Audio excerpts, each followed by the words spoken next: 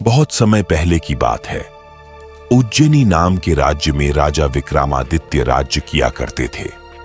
राजा विक्रमादित्य की न्यायप्रियता, कर्तव्यनिष्ठता और दानशीलता के चर्चे पूरे देश में मशहूर थे।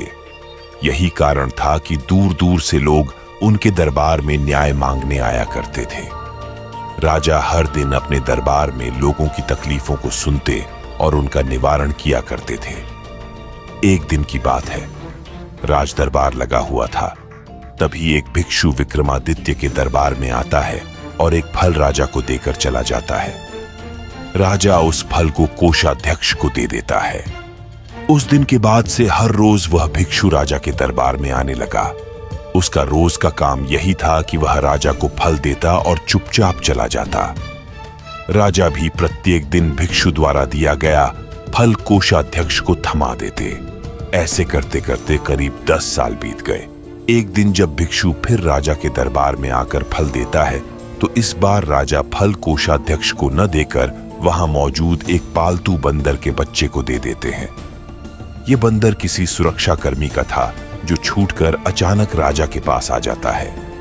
बंदर जब उस फल को खाता है, तो उस फल के बीच से एक बहुमूल्य रत्न निकलता है। उस रत्न की चमक को देख राज दरबार में मौजूद सभी लोग हैरत में रह जाते हैं। राजा भी यह नजारा देख आश्चर्य में रह जाता है। राजा कोषाध्यक्ष को इससे पूर्व भिक्षु द्वारा दिए गए सभी फलों के बारे में पूछता है। राजा के पूछने पर कोषाध्यक्ष बताता है कि महाराज, मैंने उन सभी फलों को राजकोष में सुरक्षित रखवा दिया है। मैं उन सभी फलों को अभी लेकर आता हूं। कुछ देर बाद कोषाध्यक्ष राजा को आकर बताता है कि सभी फल गल गए हैं। उनके स्थान पर बहुमूल्य रत्न बचे हुए हैं।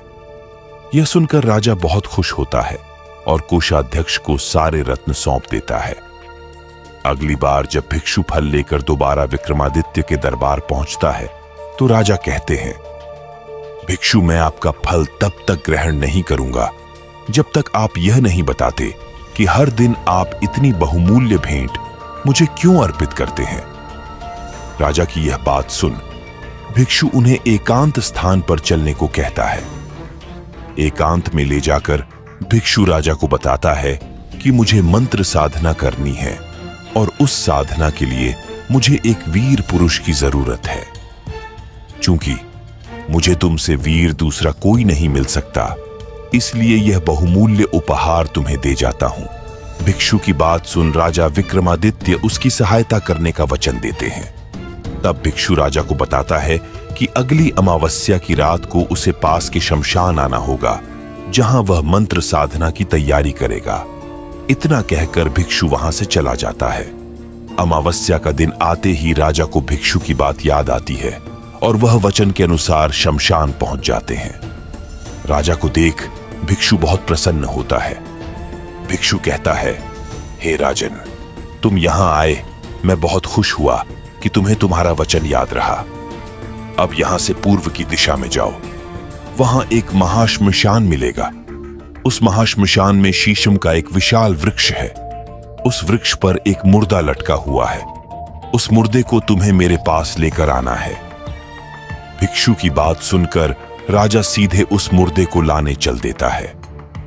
महाश्मशान में पहुंचने के बाद राजा को एक विशाल शीशम के वृक्ष पर एक मुर्दा लटका हुआ दिखाई देता है। राजा अपनी तलवार खींचता है और वृक्ष से बंधी रस्सी को काट देता है। रस्सी कटते ही मुर्दा जमीन पर आ गिरता है और जोर से चीखने की आवाज आती है।